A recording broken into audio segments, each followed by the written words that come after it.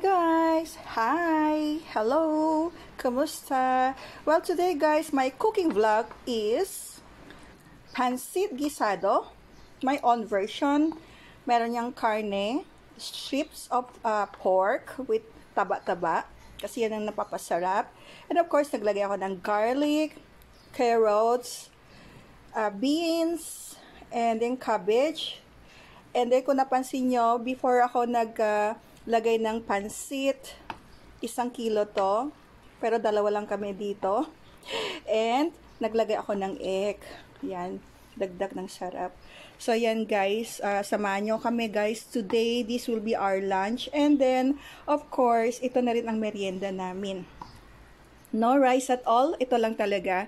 Pwede to ihalo or isama ng bread, slice of bread or pandesal kung meron kayo. Whatever you have na klaseng bread pwede to kasi pansit naman to.